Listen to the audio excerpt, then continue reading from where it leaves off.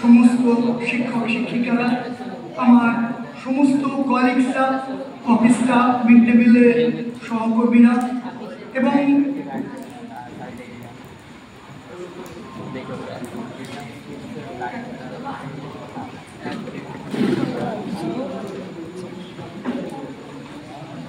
Mid day মিলের সহকর্মী স্টাফেরা এবং আমার অন্যান্য সবাই যারা ছাত্রছাত্রী, অভিভাবক, অভিভাবিকা যারা এসছেন, ভারত মাতৃকা, আমাদের দেশমাতৃকার ৭৯তম যে পবিত্র স্বাধীনতা দিবস, সেই স্বাধীনতা দিবসে দাঁড়িয়ে আমরা আজকে সবাই সমবেত হয়েছি।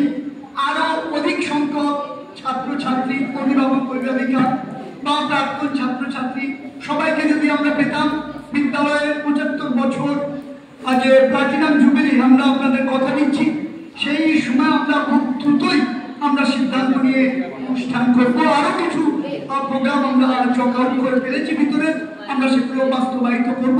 আপনারা তো নিশ্চয়ই জানেন যে আমাদের কি ভয়ঙ্কর কিছু অভিজ্ঞতার মধ্যে দিয়ে আমরা যাচ্ছি। আমাদের প্রিয় সহকর্মী মাধব বাবু, যিনি মানে প্রতি মুহূর্তে প্রতিটা সময় আমার পাশে বসে, মানে আমার এখনো মনে, এমনকি 5 জুন বিশ্ব পরিবেশ দিবস, সেই প্রচন্ড বৃষ্টিমুখর সময় চারতলার ঘরে বসে, তখনও তিনি মানে সেই দিনও বক্তব্য রেখেছেন, তারপরে যাওয়ার সময় আমার সঙ্গে কথা বলে গেছেন।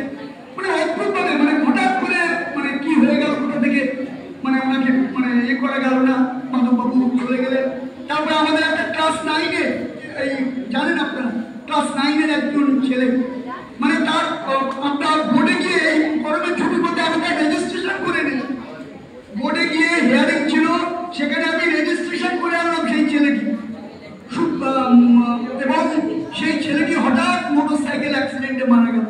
তারপরে তার কয়েকদিন আগে আরেকটি ছেলে মারা গেছে, মানে ওই একই রকম দুঃসাহসিকতা, মোটরসাইকেল বা এরকম ভাবে মানে অত্যন্ত গতি বেগে চালানো ইত্যাদি কারণে। কিন্তু যেভাবেই হোক, সে অসংযমের পরিচয় হোক বা আকস্মিক দুর্ঘটনাই হোক, এগুলো আমাদেরকে বুঝতে হবে। আমরা ৭৫ বছর বিদ্যালয় প্লাটিনাম জুবিলি সেলিব্রেশন যেমন করছি, আমরা বিভিন্ন অনুষ্ঠানের মধ্যে দিয়ে একই সঙ্গে আমাদের এই যে ব্যথাগুলোকেও আমাদের অতিক্রম করতে কিছুটা সময় লাগে। আমরা সঙ্গে সঙ্গে প্রিয়জনদের, কচি কাঁচা বাচ্চা, শিশু, তাদের মৃত্যু, আমাদের প্রিয় সহকর্মী যাকে এই বিদ্যালয়ের ইট কাঠ পাথরের সঙ্গে ডক্টর মাধব বর্মন এখন পর্যন্ত মানে কথা বলছেন, আমি প্রতিদিন সেই জায়গাটা আমরা সঙ্গে সঙ্গে মানে আনন্দে চোখকে আমার নিমন্ত্রণ বলে ঝাঁপিয়ে পড়া হয় না সবসময়। তবু আমরা চেষ্টা করছি আমাদের বিদ্যালয়ের ঐতিহ্যকে, তার কথা মনে রেখেই আমরা অবশ্যই ৭৫ বছরের প্লাটিনাম জুবিলি আমরা সেলিব্রেট করব এবং যথোচিত মর্যাদার সঙ্গে। কিন্তু এগুলো আপনাদের বলছি যে আমাদেরও ব্যথা থাকে, আমরা মানব। যাই হোক, এবার সেই জায়গায় দাঁড়িয়ে আজকের দিনে যে ভারত মাতৃকার ৭৯তম যে স্বাধীনতা দিবস, সেই স্বাধীনতা দিবস এর প্রাক্কালে আমি কয়েকটি কথা বলবো। এই স্বাধীনতা আমরা একদিনে আসেনি। আমি প্রতিবারই বলি, সেই আমরা প্রায় ২০০ বছরের নিঠুর শাসনে ওরা যে শোষণ বেদি, শাসন বেদি, সেই ইংরেজদের অত্যাচার, অবিচার, বঞ্চনাকে অতিক্রম করে ভারতের স্বাধীনতার ত্রিবর্ণ পতাকা ওড়াতে অনেক মানুষের রক্ত গেছিল, অনেক মানুষকে জীবন দিতে হয়েছিল স্বাধীনতার যুবকাষ্টে। কাজেই ১৭৫৭ খ্রিস্টাব্দের ২৩শে জুন আমরা যদি আমাদের সেই একটু পিছনে তাকাই স্বাধীনতার ইতিহাস, ১৭৫৭ খ্রিস্টাব্দের ২৩শে জুন ফরাসির আক্রমণে বাংলার শেষ স্বাধীন নবাব সিরাজউদ্দৌলার পতনের সাথে সাথেই মির্জাফরের বিশ্বাসঘাতকতায় ভারতের স্বাধীনতা সূর্য অস্তমিত হয়েছিল আক্ষরিক অর্থে। তারপরে নানাভাবে মানে মারাঠা বীর সৈনিকরা, তার ঠিক ১০০ বছর পরে ১৭৫৭ সালে, ঠিক ১০০ বছর পরে ১৮৫৭ খ্রিস্টাব্দের সিপাহী বিদ্রোহ ইত্যাদি নানাভাবে আমরা ইংরেজদের বিরুদ্ধে স্বাধীনতা সংগ্রামের জন্য রয়েছি। কখনো বিচ্ছিন্নভাবে, কখনো বা কিছুটা সামগ্রিকভাবে, কিন্তু এক সমুদ্র হিমাচল ভারতবর্ষ অর্থচিত্তে এক মন, এক জাতি, এক সত্তা হয়ে ইংরেজদের বিরুদ্ধে আমরা লড়তে পারিনি। সে কারণে সীমিত সংখ্যক ইংরেজরা কিন্তু ২০০ বছর আমাদেরকে শোষণ করেছে, শাসন করেছে, আমাদের রক্তে বৃদ্ধ হয়েছে, আমাদের পবিত্র ভারত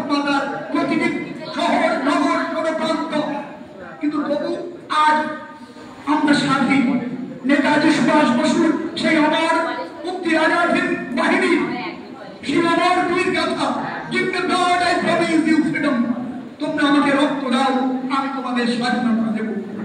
তোমরা জানো মহাত্মা গান্ধী এবং মাতঙ্গিনী হাজরাকে আমরা কিছুদিন আগে স্মরণ করেছি। সেই গান্ধীপুরী মাতঙ্গিনী হাজরা মেদিনীপুরের বীরাঙ্গনা, তিনি কি করলেন? ইংরেজদের গুলির সামনেও ত্রিবর্ণ রঞ্জিত পতাকা ধরেছিলেন এবং পথ পথ করে উঠছিল আকাশে। ইংরেজরা দশ শুনেছিল মাত্র ইংরেজ সে ভয় করছে এখনই পতাকা ছেড়ে দিন, তবে পতাকা কিন্তু মাতঙ্গিনী হাজরা ছাড়েনি। ইংরেজরা গুলি বিভিন্ন করেছিল তা হৃৎপিণ্ড, তারপরেও সেই অবস্থাতে শেষ রক্তবিন্দু পর্যন্ত ত্রিবর্ণ রঞ্জিত পতাকা তিনি ধরেছিলেন তার হাতে। এই হলো ভারত মা, এই ভারত মায়ের নারী শক্তি। স্বামী বিবেকানন্দ, নেতাজি সুভাষ, মহাত্মা গান্ধী, ক্ষুদিরাম বসু, মাস্টারদা সূর্য সেন, বাঘা যতীন, আমরা জানি পৃথিবীতে বন্দেদার, কাউকে নাম বলবো, লালা লাজপত রায়, ভগৎ সিং, এদের সমস্ত বীর সৈনিকদের নৌবিদ্ধে সেই যারা সেনাবাহিনী সিপাহী বিদ্রোহ সিপাহীরা ঝাঁসি রানী লক্ষ্মীবাই, বাহাদুর শাহ, গান্ধী আতঙ্কি, সমস্ত বীর মারাঠাগণ আমাদের বীর সন্তানরা ভারতভূমির চারণ কবি মুকুন্দ দাস, আমরা জানি তার সেই অসাধারণ সন্তান। আমি আগের দিনও বলেছি, ভয় কি গরমে রাখিতে সন্তানে মাতঙ্গি মেতেছে আজই সকল রঙে। এই যে নানা ধরনের আমরা ইতিহাসকে দেখেছি একভাবে, যে ইতিহাস ইংরেজদেরই আমাদের শোষক শ্রেণী শাসক শ্রেণী তাদের আদেশে আমরা যে ইতিহাস সেই ইতিহাস তাদের কথা কথা আমরা ইতিহাস পাঠ্য বইতে পড়ি, সেটা প্রশ্নের মধ্যে থেকে যায়। আজকে স্বাধীনতার ৭৯ বছর পরে কথা আসে, ইতিহাসের সত্যি কি মূল্যায়ন হয়েছে আমাদের? না হলে নেতাজি ১৫ বছর পরে নেতাজি সুভাষ বসু আমাদের বিভিন্ন জায়গায় নেতাজি সুভাষ বসুর অবদান কেন লুকিয়ে রাখা হয়েছে? নেতাজি সুভাষ বসুর মর্যাদা আজও কেন সেই ধরে পাননি? এ কথা আমাদের মধ্যে থেকেই যায়।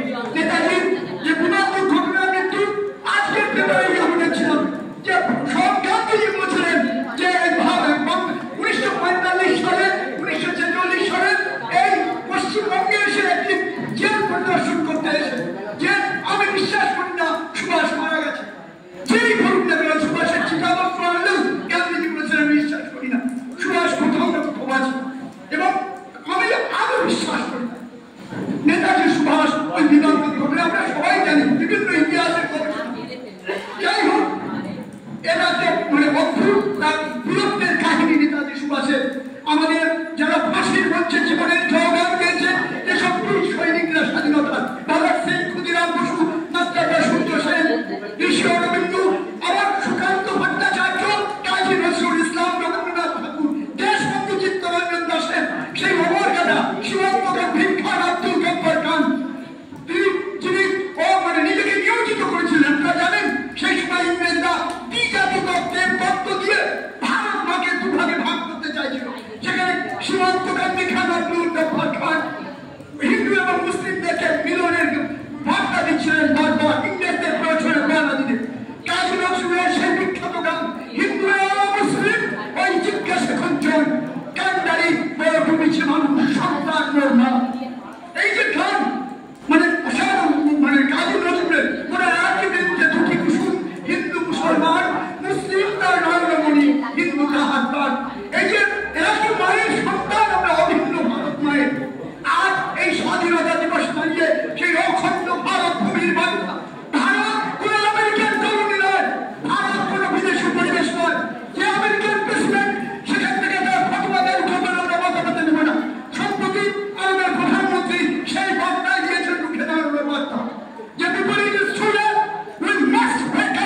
আমরা জেগে উঠতে জাতি হিসেবে আমাদের ভূখণ্ডে আমাদের পার্লামেন্টে যখন বক্তব্য চলছে মার্কিন মুলুক থেকে অন্য বার্তা আসছে, এর কল্পনা আমরা করতে পারি না। আমরা অত্যন্ত আবেগের সঙ্গে আনন্দের সঙ্গে বলছি আমাদের প্রধানমন্ত্রী কিন্তু ভয়ঙ্কর ভাবে বার্তা নিয়েছে যে আমাদের কৃষকের স্বার্থ, দেশের স্বার্থ, দেশের রক্ষার কথা আমরা পুরোপুরি তার সঙ্গে সব কম্প্রোমাইজ করব না।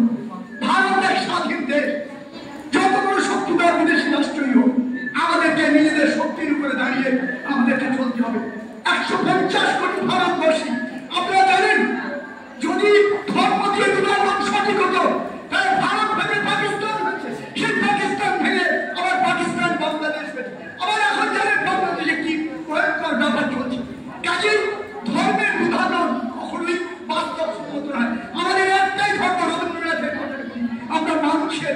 মানে আমাদের একটাই ধর্ম, মানুষের ধর্ম, আমাদের সবার রক্ত ধারণ। আমরা কেউ কোনো বিশেষ সম্প্রদায় নয়, বিশেষ ধর্মের নয়, বিশেষ ভাষার নয়। আমরা অভিন্ন ভারত মায়ের, অভিন্ন বিশ্ব মায়ের সন্তান। ভারতবর্ষ বিবেকানন্দের আদর্শে বিশ্বাসী, ভারতবর্ষ কবি চৈতন্য, রামকৃষ্ণ পরমহংসদেব সবার ভারতবর্ষ সম্মান করতে জানে সমস্ত মানে ধর্মের মানুষকে। আমরা সবাই এক ঐক্যতার সূত্রে আবদ্ধ। ভারতবর্ষ আর তবে কিছু প্রশ্ন থেকেই যায়। স্বাধীনতার ৭৯ বছর পরেও আমরা বারবার দেখছি আজও বহু মানুষ, আজকের পেপারেও দেখবেন আপনার প্রতিদিন বহু জায়গায় দলিত নিপীড়ন চলছে। আজকের দিনে দাঁড়িয়েও উত্তরপ্রদেশ, বিহার, রাজস্থান, কোথাও বলবো না, সমস্ত জায়গায় দলিত নিপীড়ন চলছে। আমরা যারা এত বছর ধরে ভারতবর্ষে বাস করেছে তাদের পরীক্ষায় বসতে হচ্ছে যারা ভারতবাসী কিনা। এগুলো কেউ ঠিক নয়। সুতরাং আমাদের ঐক্যবদ্ধভাবে আজও আমাদের কৃষকরা না খেয়ে মানে না খেতে পেয়ে ঋণের দায়ে তারা আত্মহননের পথ বেছে নিচ্ছে। এগুলো কখনোই কাঙ্ক্ষিত নয়, একথা আমাদের মনে রাখতে হবে। এই আমরা রাজনৈতিক স্বাধীনতা পেয়েছি, আমাদের অর্থনৈতিক স্বাধীনতা পেতে হবে যাতে প্রতিটি মানুষ খাদ্য, বস্ত্র, সংস্থান এর সুবিধা পায়। এক ঐক্যবদ্ধ জাতি হয়ে আমরা স্বাধীন পতাকার তলে দাঁড়িয়ে আমরা ঘোষণা করতে পারি আমরা এক অখণ্ড ভারত মায়ের সন্তান। আমাদের প্রতিটি কৃষক, প্রতিটি মজদুর, প্রতিটি মানুষ যখন আমাদের স্বাধীনতা দিবসের টাইমে আমরা যখন উৎসব করি তখন তাদের নিরন্ন মনোহর কৃষ্ণ ক্ষুধার্ত মুখগুলো আমাদের চোখের সামনে ভেসে ওঠে। কখনোই তা সঠিক নয়। আমাদেরকে সেই স্বাধীনতা অর্জন করতে হবে। এখানে ১৫০ কোটি ভারতবাসী প্রত্যেকটি মানুষ দুবার মুখে খেয়ে পড়ে বাঁচে। আমরা কখন আগে পেপারে দেখছিলাম মাত্র মানে ৪০০ বা ৫০০ পরিবারের হাতে ভারতবর্ষের মোট ৬০ রয়েছে। আপনারা সবাই দেখেন যারা দৈনিক শুনুন, এই মাত্র ২-৩ দিন আগে প্রত্যেকটা পেপারে রিপোর্ট শো। আর বা প্রাক্তন ছাত্রছাত্রী সবাইকে যদি আমরা পেতাম বিদ্যালয়ের ৭৫ বছর যে প্লাটিনাম জুবিলি আমরা আপনাদের কথা দিচ্ছি, সেই সময় আমরা খুব দ্রুতই আমরা সিদ্ধান্ত নিয়ে অনুষ্ঠান করবো। আরো কিছু প্রোগ্রাম আমরা চক আউট করে ফেলেছি ভিতরে, আমরা সেগুলো বাস্তবায়িত করবো। আপনারা তো নিশ্চয়ই জানেন যে আমাদের কি ভয়ঙ্কর কিছু অভিজ্ঞতার মধ্যে দিয়ে আমরা যাচ্ছি। আমাদের প্রিয় সহকর্মী মাধব বাবু, যিনি মানে প্রতি মুহূর্তে প্রতিটা সময় আমার পাশে বসে থাকেন, মানে আমার এখনো এমনকি 5 জুন বিশ্ব পরিবেশ দিবসে সে প্রচন্ড বৃষ্টি মুখর সময় চারতলার ঘরে বসে তখনও তিনি মানে সেই দিনও বক্তব্য রেখেছেন। তারপরে যাওয়ার সময় আমার সঙ্গে কথা বলে গেছেন। মানে অদ্ভুতভাবে মানে হঠাৎ করে মানে কি হয়ে গেল কোথা থেকে মানে ওনাকে মানে ইয়ে করা গেল না, মাধববাবু চলে গেলেন। তারপরে আমাদের একটা ক্লাস 9-এ এই জানেন আপনারা ক্লাস 9-এর একজন ছেলে মানে তার আমরা বোর্ডে গিয়ে এই গরমের ছুটি করতে আমাকে রেজিস্ট্রেশন করে নিই। বোর্ডে গিয়ে হিয়ারিং ছিল, সেখানে আমি রেজিস্ট্রেশন করে আনলাম সেই ছেলেকে। এবং সেই ছেলেটি হঠাৎ মোটরসাইকেল অ্যাক্সিডেন্টে মারা গেল। তারপরে তার কয়েকদিন আগে আরেকটি ছেলে মারা গেছে। মানে ওই একই রকম দুঃসাহসিকতা, মোটরসাইকেল বা এরকম ভাবে মানে অত্যন্ত গতিবেগে যাওয়া ইত্যাদি কারণে। কিন্তু যেভাবেই হোক, সে অসংখ্যের পরিচয় হোক বা আকস্মিক দুর্ঘটনাই হোক, এগুলো আমাদেরকে বুঝতে হবে।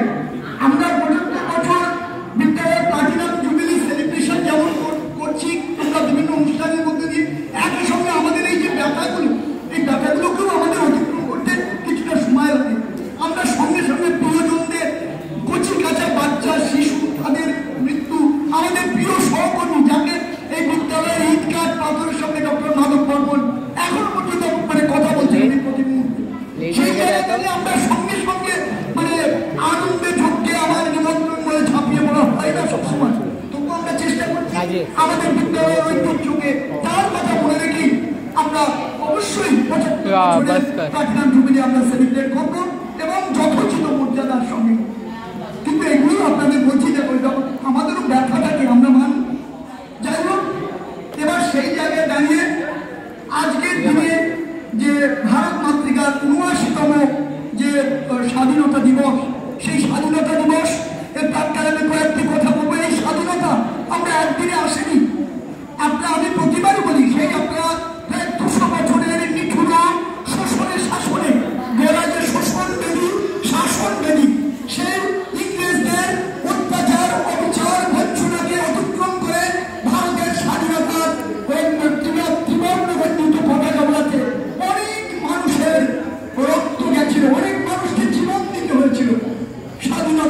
1757 খ্রিস্টাব্দের 23শে জুন আমরা যদি আমাদের সেই একটু পিছনে তাকাই স্বাধীনতার ইতিহাস 1757 খ্রিস্টাব্দের 23শে জুন পলাশীর অন্যকারণে বাংলার শেষ স্বাধীন নবাব সিরাজউদ্দৌলার পতনের সাথে সাথেই মির্জাফরের বিশ্বাসঘাতকতায় ভারতের স্বাধীনতা সূর্য অস্তমিত হয়েছিল আত্মনিক অর্থে। তারপরে নানাভাবে মানে মারাঠা সৈনিকরা তার ঠিক 100 বছর পরে 1757 সালে ঠিক 100 বছর পরে 1857 খ্রিস্টাব্দের সিপাহী বিদ্রোহ ইত্যাদি নানাভাবে আমরা ইংরেজদের বিরুদ্ধে স্বাধীনতা সংগ্রামের জন্য রয়েছি, কখনো বিচ্ছিন্নভাবে কখনো বা কিছুটা সামগ্রিকভাবে, কিন্তু এক সমুদ্র হিমাচল ভারতবর্ষ এক জাতি এক সত্য হয়ে ইংরেজদের বিরুদ্ধে আমরা লড়তে পারিনি।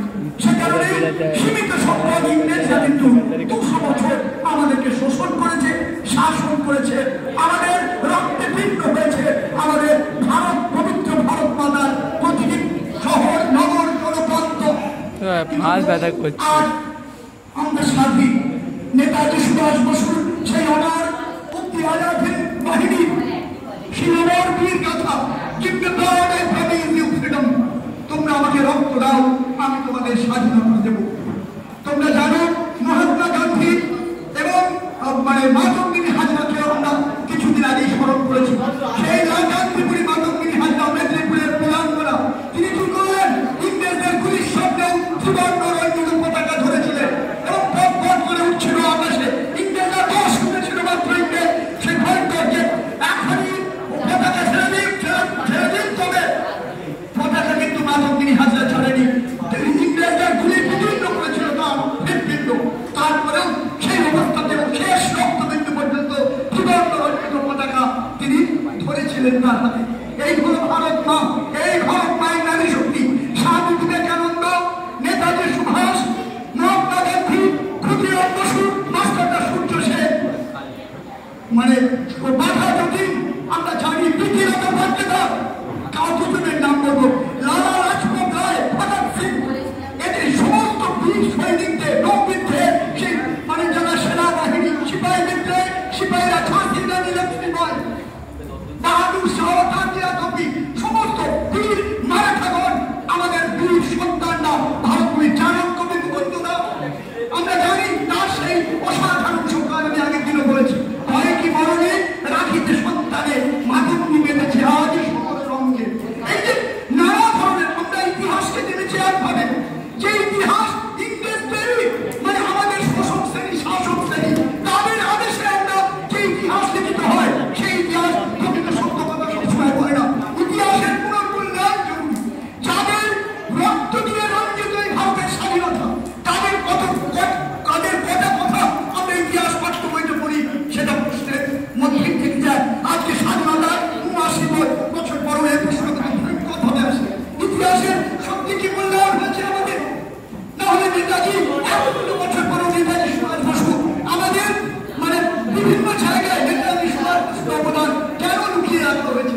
নেতাজি সুভাষ বসুর মর্যাদা আজও কেন সেইভাবে পাননি? এই কথা আমাদের মধ্যে থেকেই যায়। নেতাজি যে বিমান দুর্ঘটনার মৃত্যু আজকের পেপারে আমি দেখছিলাম যে গান্ধীজি বলছিলেন যে 1945 সালে 1946 সালে এই পশ্চিমবঙ্গে এসে একটি জেল পরিদর্শন করতে এসে যে আমি বিশ্বাস করি না সুভাষ মারা গেছে, যেই বলুন না কেন সুভাষের চিতাবস্ত্র আনলেও গান্ধীজি বলেছিলেন বিশ্বাস করি না, সুভাষ কোথাও না কোথাও আছে। এবং আমি আরো বিশ্বাস করি নেতাজি সুভাষ ওই বিমান দুর্ঘটনা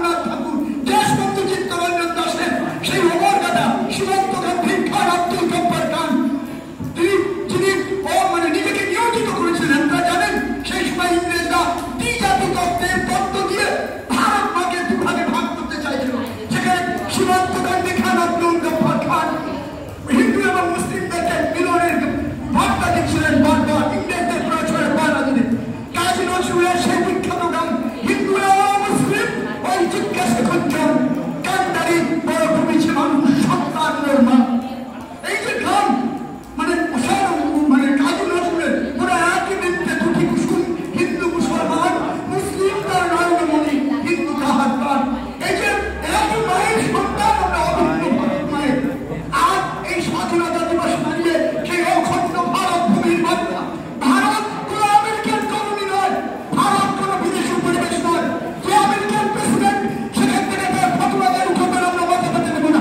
সম্প্রতি আমাদের প্রধানমন্ত্রী সেই বার্তায় দিয়েছেন মুখে দাঁড়ানোর বার্তা যে বিপরীত স্থলে we must wake up, আমরা জেগে উঠবার জাতি হিসাবে। আমাদের ভূখণ্ডে আমাদের পার্লামেন্টে যখন বক্তব্য চলছে মার্কিন মুলুক থেকে অন্য বার্তা আসছে, এর কল্পনা আমরা করতে পারি না। আমরা অত্যন্ত আবেগের সঙ্গে আনন্দের সঙ্গে বলছি আমাদের প্রধানমন্ত্রী কিন্তু ভয়ঙ্করভাবে বার্তা দিয়েছে যে আমাদের কৃষকের স্বার্থ, দেশের স্বার্থ, দেশের অখণ্ডতা আমরা কোনোভাবেই তার সঙ্গে সব করবো না, কম্প্রোমাইজ করবো না। ভারত এক স্বাধীন দেশ, যত বড় শক্তিধর বিদেশি রাষ্ট্রই হোক আমাদেরকে নিজেদের শক্তির উপরে দাঁড়িয়ে আমাদেরকে চলতে হবে। 150 কোটি ভারতবর্ষী, আপনারা জানেন যদি ধর্ম দিয়ে বিভাজন সঠিক হতো তাহলে ভারত থেকে পাকিস্তান, সেই পাকিস্তান থেকে আবার পাকিস্তান বাংলাদেশ, আবার এখন জানেন বাংলাদেশে কি ভয়ঙ্কর ব্যাপার চলছে। কাজে ধর্মের বিভাজন কখনোই বাস্তব নয়। আমাদের একটাই ধর্ম, রবীন্দ্রনাথের কথা, আমরা মানুষের আমাদের একটাই ধর্ম, মানুষের ধর্ম। আমাদের সবাই রক্ত লাল, আমরা কেউ কোনো বিশেষ সম্প্রদায় নয়, বিশেষ ধর্মের নয়, বিশেষ ভাষার নয়। আমরা অভিন্ন ভারত মায়ের, অভিন্ন বিশ্ব মায়ের সন্তান। ভারতবর্ষ ধনিক শ্রেণীর কয়েকটি পরিবারের, আমি কোনো ধর্মীয় কথা বলছি না, ধনিক শ্রেণীর কিছু পরিবারের হাতে ভারতবর্ষের মোট সম্পদের 60% শিল্প গোষ্ঠীগত বিভিন্ন ধর্ম। বাকি আমরা সেই বুড়োর মতো সামান্য কিছু সম্পদ নিয়ে আমরা চারিদিকে হানাহানি, মারামারি, বিদ্বেষ, বিনোদন, আমরা যখন নিজেরা ক্রমাগত ধর্মের নামে, ভাষার নামে, বর্ণের নামে, সম্প্রদায়ের নামে আমরা ভুলে যাই আমরা মানুষ, একই মানবতার সন্তান আমরা। এ বিভাজনের কোনো শেষ নেই।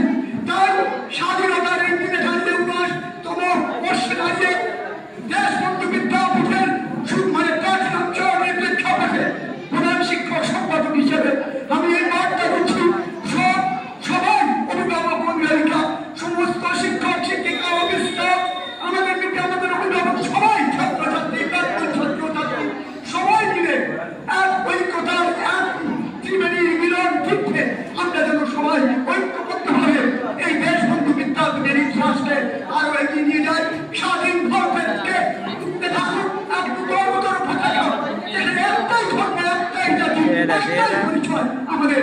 আমরা ভারত মায়ের সন্তান, আমরা বিশ্ব মায়ের সন্তান, আমরা প্রকৃতি মায়ের সন্তান।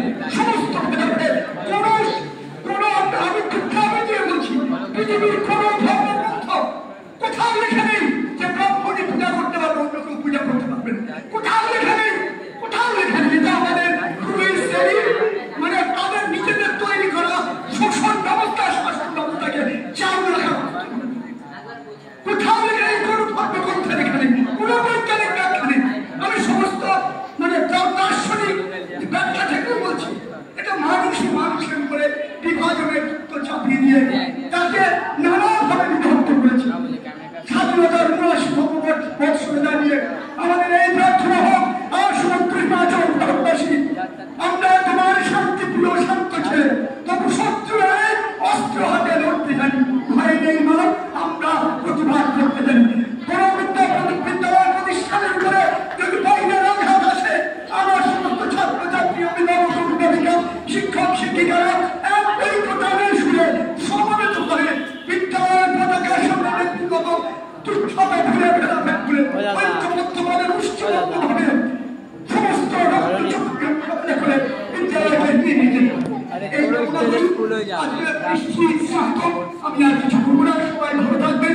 স্বাধীনতা দিবসের অনেক শ্রদ্ধা, শুভেচ্ছা, ভালোবাসা, প্রণাম, শ্রদ্ধা জানি। আমার সংক্ষিপ্ত বক্তব্য শেষ। স্বাধীনতা সংগ্রামে মহাবিদ্রোহ, সিপাহী বিদ্রোহ, সেই সিপাহী বিদ্রোহের প্রথম যে স্ফুলিঙ্গ কোন কাল থেকে প্রথম শুরু হয়েছিল, সেই সিপাহী বিদ্রোহের শুরুটা কোন জায়গা থেকে, কার নেতৃত্বে? আমি যে বলতে দেখি আপনি স্যার মঙ্গল পাণ্ডের নেতৃত্বে মিরাটে। ব্যারাকপুরে sorry That's very good. That's a very really good answer.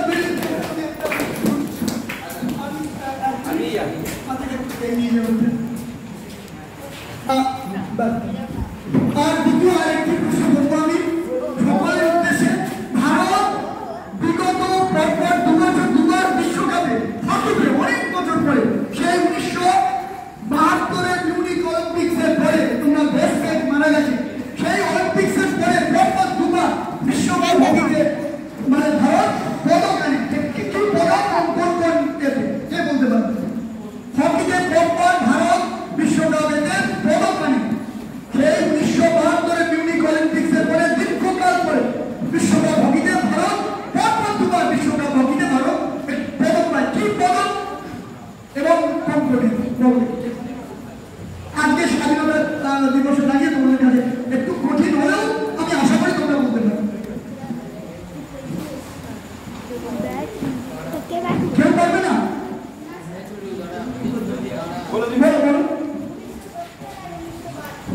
অনেক আগে তারপরে বিগত দুটো বিশ্বকাপে সেই ক্ষেত্রে 1972 মিউনিক অলিম্পিক্সের পরে আমরা 47 বছর পরে প্রথম অলিম্পিক্সে ব্রোঞ্জ পদক পাই, আবারও পাই তারপরে বিশ্বকাপে এবং অলিম্পিক ব্রোঞ্জ পদক আমরা কি পাই? ব্রোঞ্জ পদক হকিতে। আর ভারত ব্রোঞ্জ পদক পায় হকিতে। আল্লাহ এটা বলতে পারবি একটা প্রশ্ন করে শেষ হবে।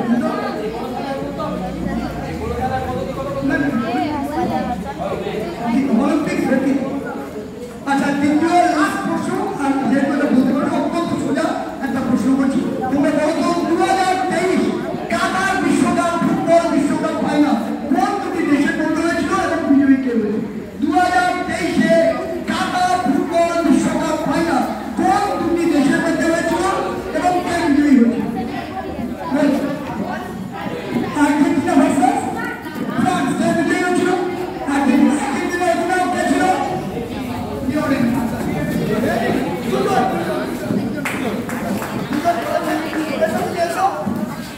নামটা বলো। আর আশিস বদমাস। শিবম সরকার, সুজন সরকার এবং আশিস দা। অসাধারণ দুজনের উত্তর দিয়েছে। আমি ভাবতেই পারছি না এত বাচ্চা ছেলে জীবনের উত্তর দিতে। ঠিক আছে।